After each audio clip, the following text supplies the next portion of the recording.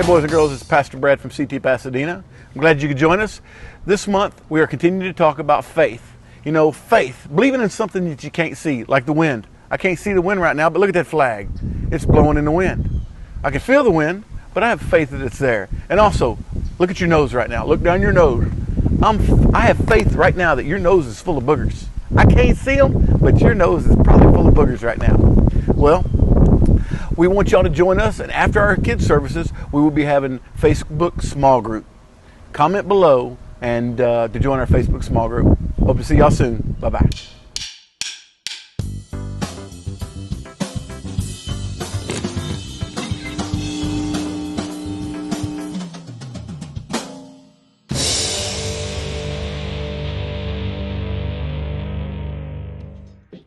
How does your favorite story end? Wait, first, how does your favorite story begin? In a world where a kid who has something to learn, something to discover, this kid finds unexpected friends.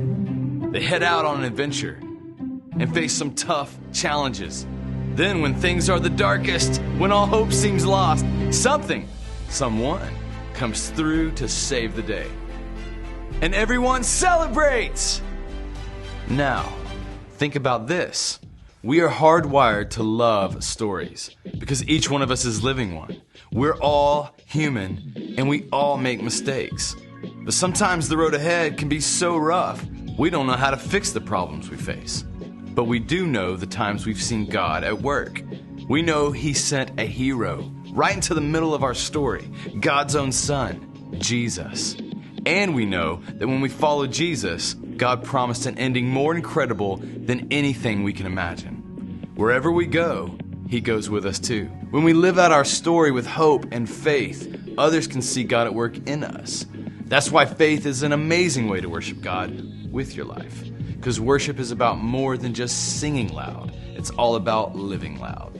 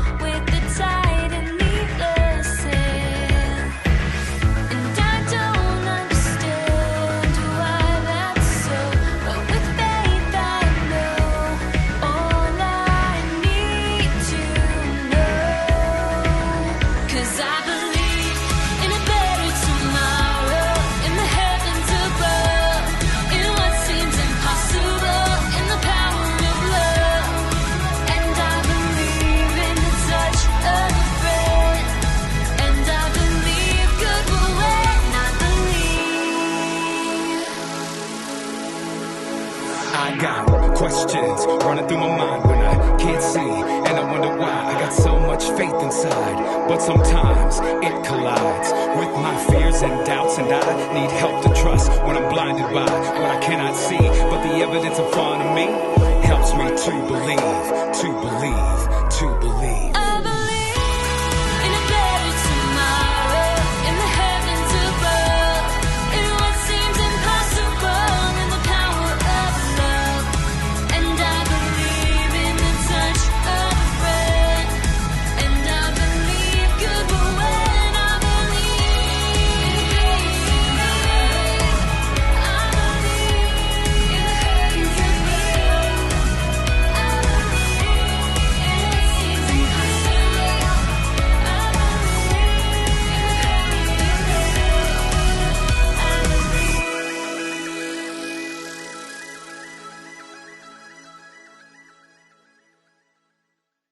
All right, boys and girls. Are y'all ready for our memory verse? All right, here we go.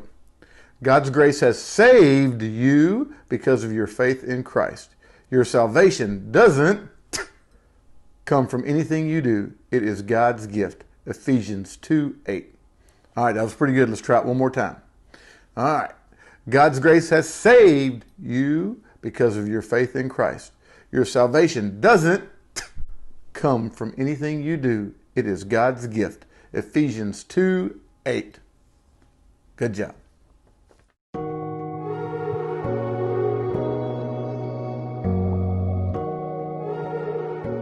You got this! You got this! You got this! You have got this! Yay! Yeah! Now we're focused. Hey everyone, it's Erica. You might be wondering what I'm doing talking to myself in the mirror. Hey, what's up? How you doing? Well, I decided I needed a little encouragement because it's been sort of a hard week. You see, a few days ago, my aunt was stuck at home with a broken leg. So, I took some soup to her house. But then, her dog peed on my shoe! And then I slipped and spilled the soup all over the place. And then the next day, I was walking home from the library, and a car drove through a puddle next to me and splashed water all over me and all over my library book. Are you kidding me? Then, yesterday, I tripped over a sleeping cat, and I fell into a prickly rose bush. Ow, ow. So, it's been one of those weeks. And I'm trying to encourage myself to have a better day. But it's going to take faith. Faith is trusting in what you can't see because of what you can see.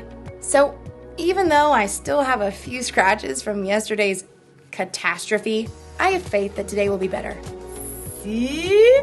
It's better already! Today's story is all about some people who are having a bad week. Actually, several weeks. And okay, maybe they had bigger problems than spilled soup, a wet library book, and a thorny rose bush. But my week was still pretty bad. I'll see you when the storm passes. That'll make sense after the story. The Bible. It's 66 books of history, stories, letters, and poetry that fit together to form God's one big story. The epic adventure of how He created us and loves us so much that He made a way to rescue us. As we travel through the Bible, from Genesis to Revelation, we discover people who met God and found their lives changed forever.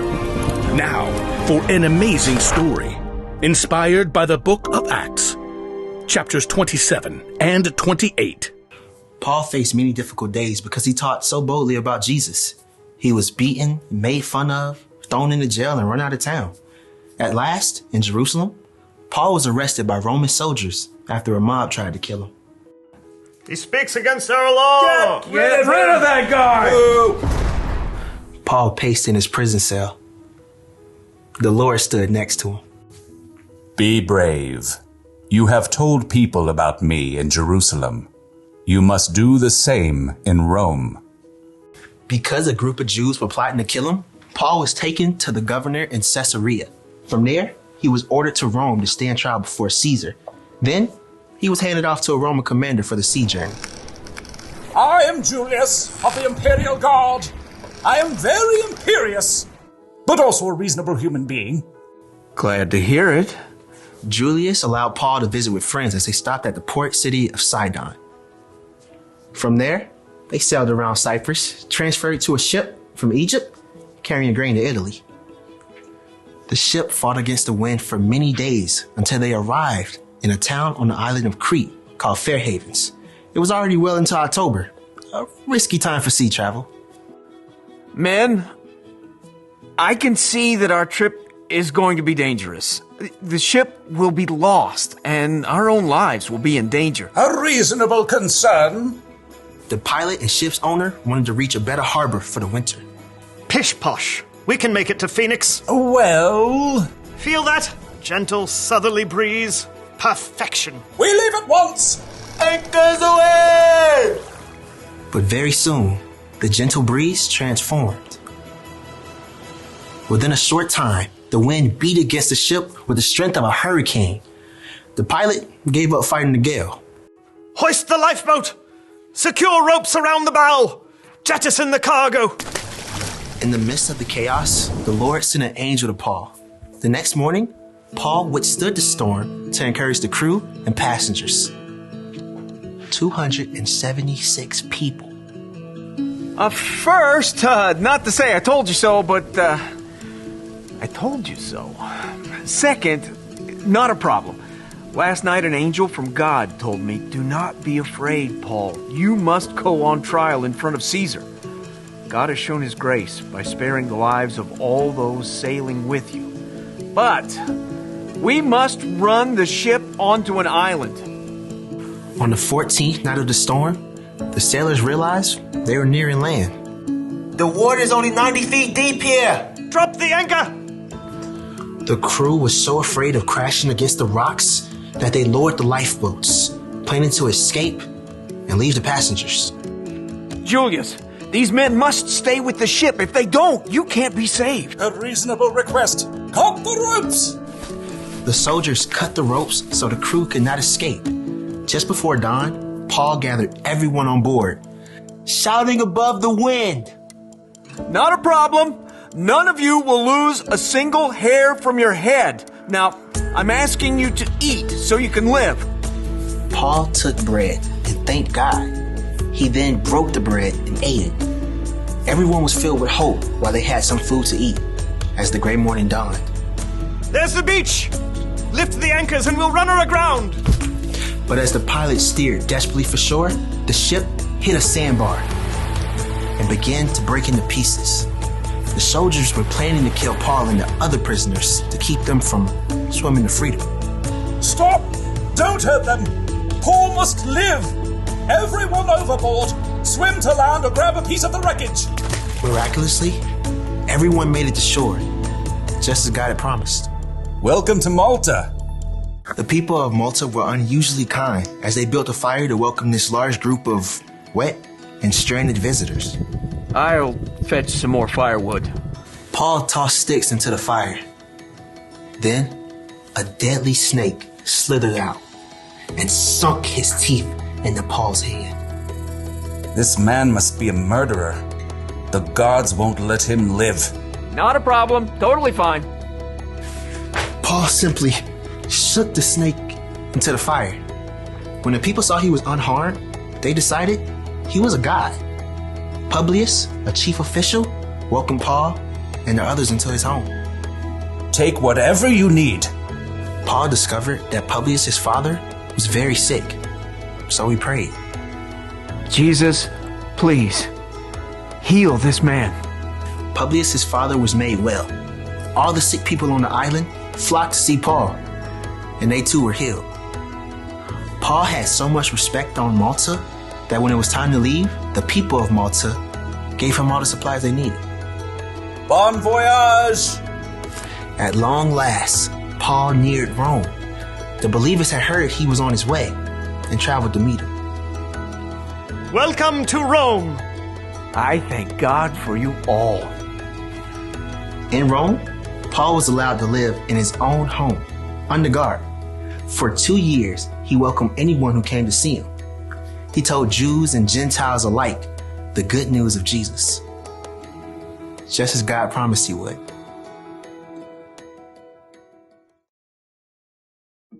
So, a shipwreck is probably worse than tripping on a cat, but a bad week is a bad week. And the important thing to realize is that we all have problems, and we all get to choose how we react to those problems. Paul chose to trust that God was with him no matter what he was going through.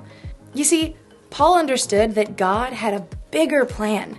Ever since Paul came to know Jesus as God's son, he had devoted his life to telling others about Jesus. And Paul knew that no matter what problems he faced, they were worth it if it helped him spread the good news of Jesus to the world. So Paul didn't necessarily focus on the storm, the shipwreck, and the snake bite like they were problems. Instead, He trusted that God was leading him somewhere. He trusted that God had a plan. And Paul's not the only person who can change focus like that. We can too! When we hope and trust in Jesus, it can change how we look at our problems. That's the one thing to remember today. Knowing Jesus changes the way you see your problems. When you're having one of those weeks, or months, or years, or whenever we have a problem, sometimes the bad stuff is all we can focus on. But when you know that God has a plan and that Jesus is always with you, it can help take the focus off yourself and put your focus on Him. Whenever you're facing tough situations, remembering that God is with you can make it less hard or scary. So don't forget, God has got this. See you next time. Bye.